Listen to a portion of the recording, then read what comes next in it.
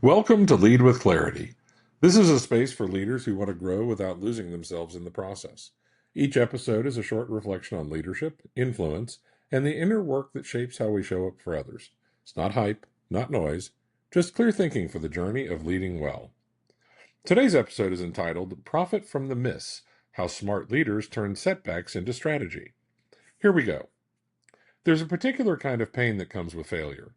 Not just the sting of the outcome, but the weight of wondering whether you're the kind of person who learns from it or the kind who just keeps moving without really examining what happened. Dale Carnegie gave us something simple, deceptively simple. He said, "The successful man will profit from his mistakes and try again in a different way."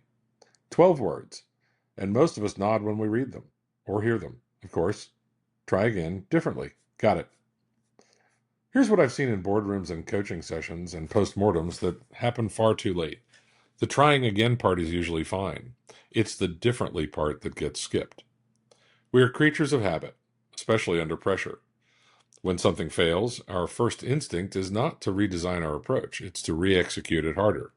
More effort, more intensity, same strategy, and we dress it up as perseverance. That is not what Dale Carnegie meant. He was talking about intelligent iteration, the kind of adaptation that requires you to actually stop, look at what happened, and ask the harder question, what assumption did I hold that turned out to be wrong? Not just what action failed.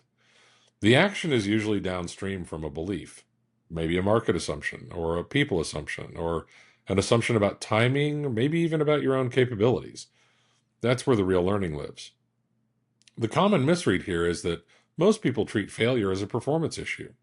They failed because they didn't try hard enough, they didn't execute well enough, they didn't push far enough, and those are all real.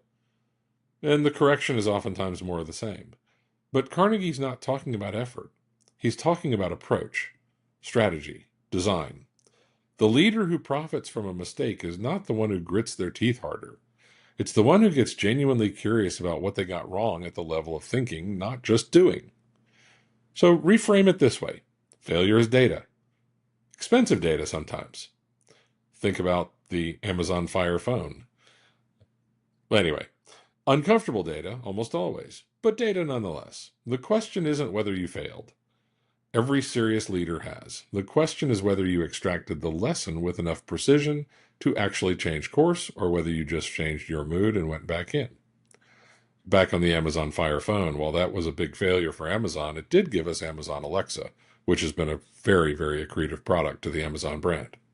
Anyway, there's a practice here. It doesn't require a lot of time. After any significant miss, ask yourself three things. What did I believe that turned out not to be true? What would I need to believe differently to approach this problem again? And what's the smallest possible test I could run to verify my new assumption before I go all in? That last question matters more than most leaders give it credit for. We want to move fast. We want to recover publicly and loudly and with visible momentum. But the quieter, more deliberate recalibration is what separates leaders who grow from leaders who cycle through the same hard lessons for decades. Carry this forward. The next time something doesn't go the way you planned, resist the immediate urge to double down or move on. Sit with it just long enough to ask what it revealed. Not about your effort, but about your thinking. Carnegie was not celebrating failure. He was celebrating the leaders who refused to let it go to waste. Profit from your mistakes, not as a platitude, but as a practice. The most durable leaders are not the ones who failed the least. They're the ones who extracted the most from every failure they had. It's not a consolation. That is a competitive advantage.